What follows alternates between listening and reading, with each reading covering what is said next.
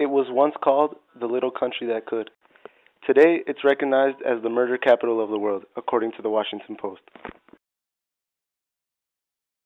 Honduras is the third poorest country in Latin America and the second poorest country in Central America. As of 2010, 65% of the population was in poverty.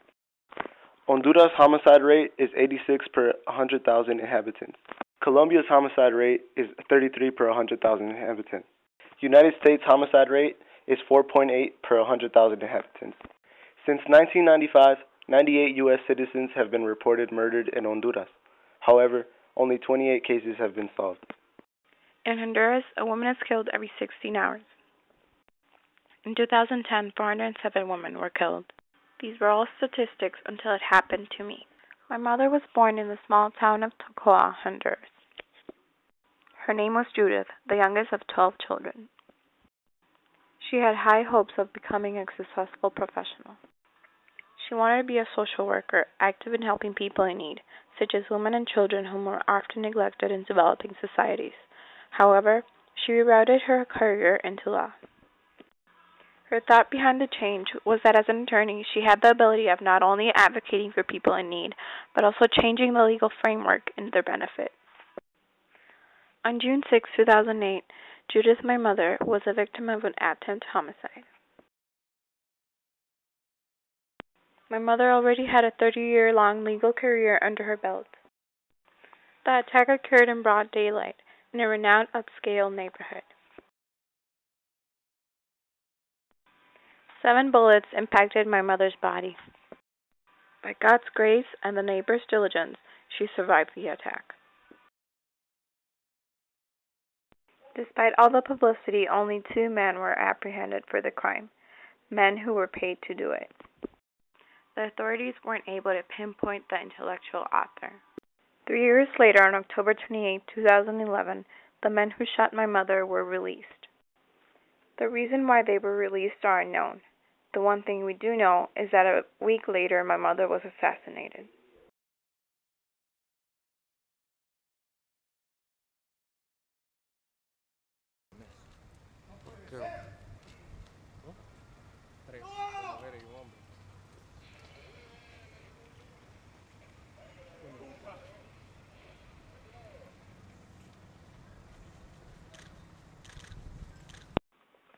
Last November 7, around 3:30 p.m., my mom's vehicle was intercepted by 2 others.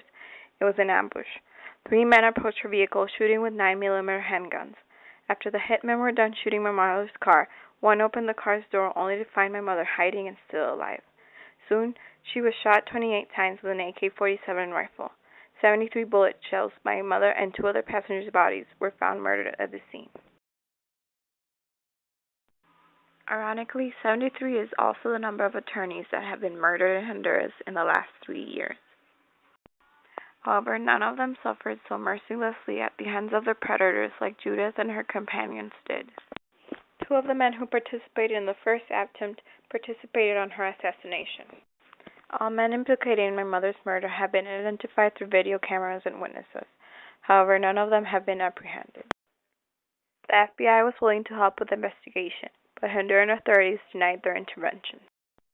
Within a month from my mother's death, the major newspaper editors were harassed, their offices were shot at, and the manager was an attempted homicide. 2 men were found decapitated in a box in less than a week. 2 deputies were in attempted murders. A female news reporter and a former Honduran security minister, Alfredo Landaverde, were murdered. By January 2012, Peace Corps left the country for security reasons. Honduras' corruption level is indescribable. The government, the judicial system, and the police, along with some prominent businesses and banks, are deliberately colluded with drug trafficking and money laundering. Honduras needs international awareness. International intervention. Take a minute and share this video with your friends and family around the world. An international intervention could save thousands of lives this year.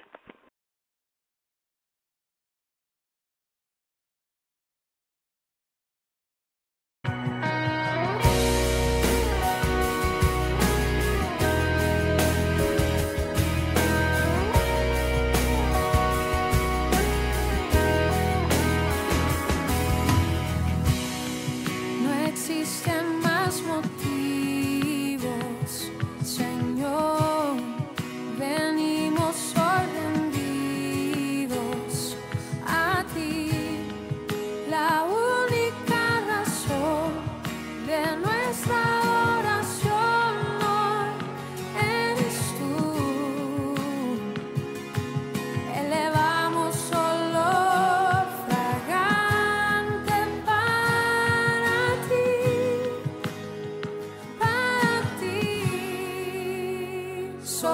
ti.